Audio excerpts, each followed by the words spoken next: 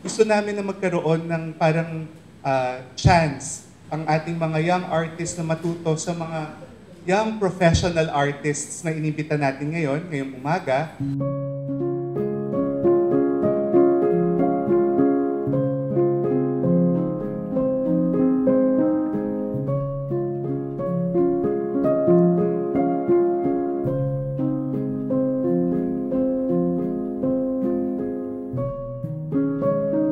Kung hindi inano sa akin to ng Pundasyon Sanso, baka wala ako dito sa gusto kong mapuntahan. Yung Pundasyon Sanso yung stepping stone.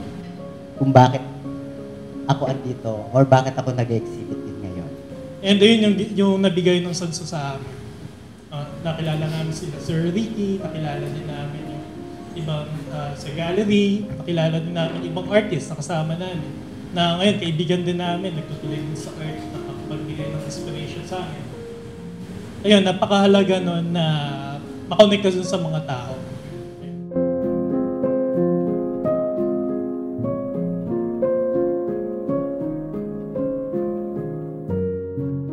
Pinaka-importante pala is yung as students, o kaya yung mga aspiring artists, yung umattend kayo sa mga art exhibitions, art seminars. Malaking bagay yon. Ang madalas ko sinasabi, wag niyo develop yung style, ang develop niyo yung language. Yung lengguwahe ng trabaho niyo. Kung tungkol saan ba talaga yung trabaho niyo.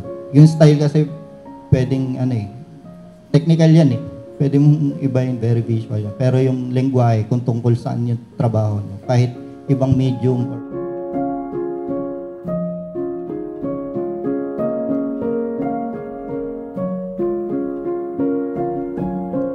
So, that's really how you should feel with your artwork na meron part palagi ng puso at kaluluwa nyo dun sa artwork.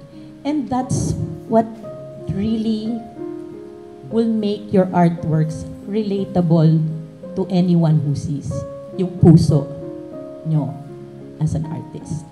If you think your work is so perfect as it is already, then don't you think sometimes that maybe if you think that way, does everybody think that way? And if you think that way and it sells, great. But if you're not selling and you still keep thinking the way that you do, that it's perfect, isn't there something wrong? So you have to question yourself. You have to have a certain balance of self-confidence, but you also have to have a balance of humility.